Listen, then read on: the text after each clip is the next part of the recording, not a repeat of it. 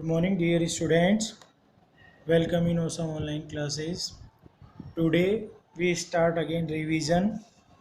Chapter 1 Sowing of Seeds is this topic. Sowing of seeds का मतलब है कि हम बीज को फील्ड में कैसे बोते हैं, क्या क्या उसमें प्रोसेस होता है। सोविंग एक प्रोसेस है जिस सीड्स को सोइल में पुट किया जाता है। सोविंग के लिए अच्छी हेल्दी क्वालिटी के सीड्स होने चाहिए, उनको सेलेक्ट करते हैं। फार्मर अवेयर हो चुके हैं आजकल गुड क्वालिटी के सीड्स उनको चाहिए क्रॉप को अच्छी प्राप्त करने के लिए। सीड्स जो सेलेक्ट किए जाते हैं शोविंग के लिए वो हेल्दी होने चाहिए। इसका मतलब है सीड्स टेकन जो लिया जाता है गुड और हेल्दी प्लांट्स, उनसे अगर अच्छे सीड्स होंगे तो अच्छे प्लांट्स ग्रो करेंगे।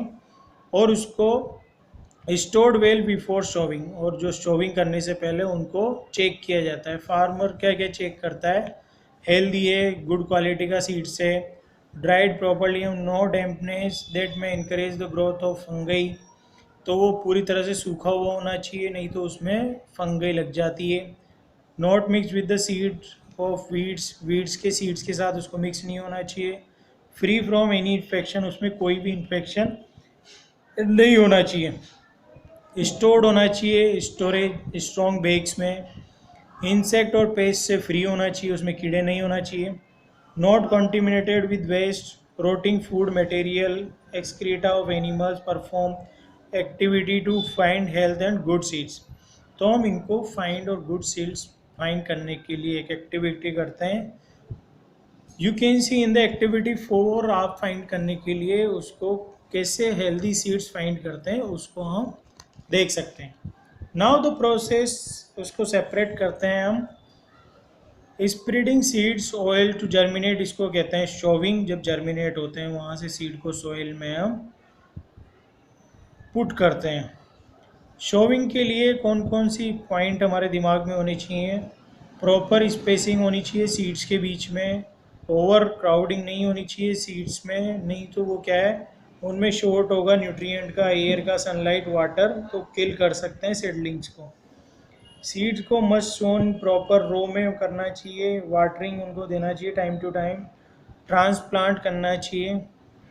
कॉटन, पोटैटो, मेज, ये सब ऑल रो रोप्स हैं, रो में इनको ग्रो किया जाता है। सीड्स मस्ट रीजनेबल डेप्थ, उनकी डेप्थ जो होती है रीजनेबल होनी चाहिए सॉइल में, ताकि वो अच्छी तरह से एयर, वाटर और सूटेबल टेम्परेचर उनको मिल सके जर्मिनेट करने के लिए। ये सारा उनके लिए सफिशिएंट होता है। तो इस तरह से जो हमारा शोविंग है सीड्स का, वो प्रोसेस फार्मर्स के द्वारा किया जाता है। Seeds must be shown proper season में, उनको शोन करना चाहिए, बोना चाहिए। सोइल प्रिपेयर होनी चाहिए उससे पहले, एडिक्वेट मॉइस्चर होना चाहिए उसमें, वो जर्मिनेशन के लिए बहुत अच्छा होता है सीड्स के। क्रॉप्स को राइट नोट इन रो, जैसे क्रॉप है राइस और वीट, इनको रो में ग्रो नहीं किया जाता है, सीड्स इनके स्कैटर कर दिए जाते हैं ब्रॉडकास्ट, मतलब अलग अलग जगह पे इनको लगा सकते हैं, इसमें रो की आवश्यकता नहीं है। स्कैटर रेंडमली इस help of hand on the soil, तो हाथों की सहायता से इसके रेंडमली इसको बीजों को बोया जाता है। इस मेथड को कहते हैं ब्रॉडकास्टिंग। इस मेथड में सीड्स आर सोन मैनुअली, इनको मैनुअली इंटायर पूरे फील्ड में, नॉर्मली विदाउट नो रो, प्रॉपर स्पेसिंग, प्रॉपर डेप्थ के साथ। ड्रिल, सोविंग और ड्रिबलिंग ये यूज़ किए जाते हैं। ड्रिल और सोविंग, सीड्स को ग्राउंड में होल करके उसमें डाला जाता है। ये बेटर मेथड है सोविंग सीड्स का, और सीड्स को शो करने के लिए। ये सारे मेथड यहाँ पर हमें शो किए गए हैं फिगर में। सिंपल सीड ड्रिल होती है जिससे लॉन्ग पाइप होते हैं, ये इसका पूरा डिफाइन करके बताया हमें। 5-6 इंच के 5-6 पाइप होते हैं और पूरा डेप्थ में। ये सीड ड्रिल का है फिगर जो हमें गिवन है। इसको बाय एनिमल्स ड्रिवन किया जाता है और बाय ट्रैक्टर भी इसको ड्रिवन किया जाता है। Seedling seeds of rice on many vegetable not shown directly in the soil, बहुत सारी ऐसी वेजिटेबल और राइस हैं जिनको डायरेक्टली हम शोन नहीं करते हैं उनके सीड्स को। Instead they are first sown in a small plot और नर्सरी, या इनको स्मॉल प्लॉट या नर्सरी में इनको पहले उगाया जाता है। And allowed to grow into small plants called seedling, और जब छोटे छोटे प्लांट हो जाते हैं उसको ही हम सीडलिंग कहते हैं। फिर उसको देन फर्दर ट्रांसप्लांट किया जाता है बड़े फील्ड में। Healthy seedlings are then picked out and transfer to the field. जो हेल्दी हेल्दी सीडलिंग है वहाँ से उनको पिक कर लिया जाता है और उसको ट्रांसफ़र किया जाता है फील्ड में। इसको हम ट्रांसप्लांटिंग कहते हैं। ये प्रोसेस होता है ट्रांसप्लांटिंग का। Now application of manures and fertilisers. Fertiliser और मैन्यूअर्स की क्या क्या एप्लीकेशन है। क्रॉप प्लांट को हम रिक्वायरमेंट होती है कि मिनरल न्यूट्रिएंट्स की सॉइल से, तो कंटिन्यूसली ग्रो करने के लिए क्रॉप को सक्सेशन में सॉइल डिफिशिएंट हो जाती है, कमी हो जाती है उसमें न्यूट्रिएंट्स की, इसलिए हमें उसको मैन्योर या फर्टिलाइजर उसमें डालना पड़ता है। इस प्रॉब्लम से हमें बाहर निकलने के लिए यूज़ करते हैं हम क्या, मैन्योर और फर्टिलाइजर्स।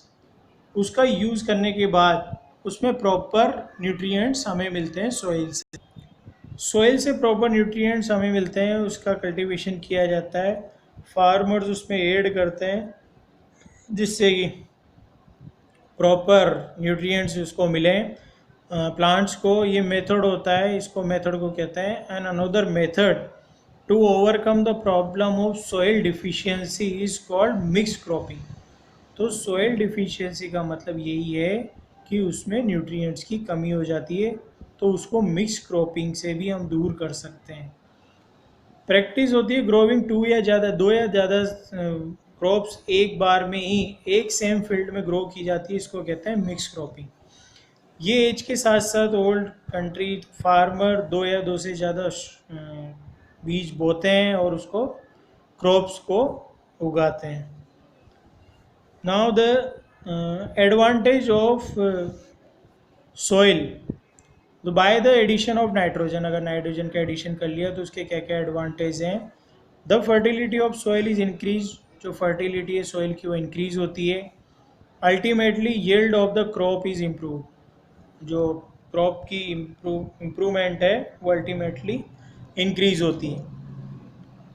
सब्सटेंस विच आर, जो हम ऐड करते हैं सॉइल में in the form of nutritions healthy growth के लिए प्लांट्स की, इनको कहते हैं मैन्योर्स और फर्टिलाइजर्स। जो ग्रोथ की प्लांट्स की अच्छी ग्रोथ करते हैं, हेल्दी ग्रोथ होती है। Process of adding manure and fertilisers to the soil is called manuring.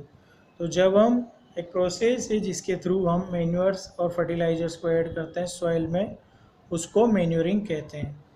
Ancient time से people have been using manure waste products of animals. Animal और प्लांट के प्रोडक्ट जो वेस्ट बचे हुए होते हैं उनको यूज़ करते हैं।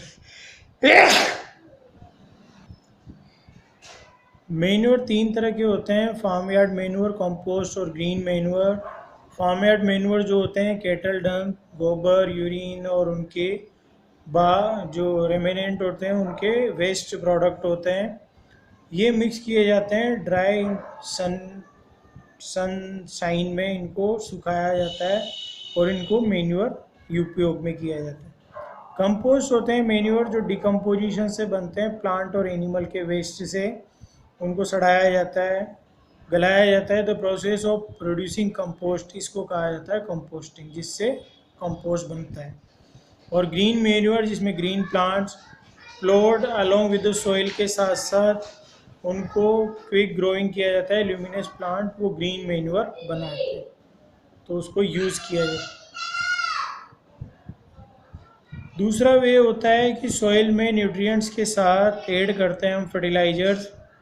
फर्टिलाइजर्स इनऑर्गेनिक कंपाउंड हैं जिनके अंदर कंटेन करते हैं न्यूट्रिएंट, नाइट्रोजन, पोटेशियम, फॉस्फोरस, ये सब उनके अंदर फर्टिलाइजर्स के अंदर होते हैं जो फैक्ट्री में बनाए जाते हैं। डिफरेंट फर्टिलाइजर्स डिफरेंट प्लांट के अकॉर्डिंग, उनकी रिक्वायरमेंट के अकॉर्डिंग उनको डाला जाता है फील्ड में। फर्टिलाइजर्स के जो बैग होते हैं NPK, CAN।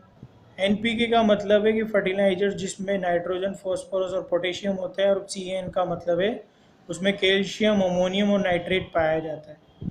इसके कुछ फर्टिलाइजर्स हैं urea, ammonium sulphate, super phosphate, NPK।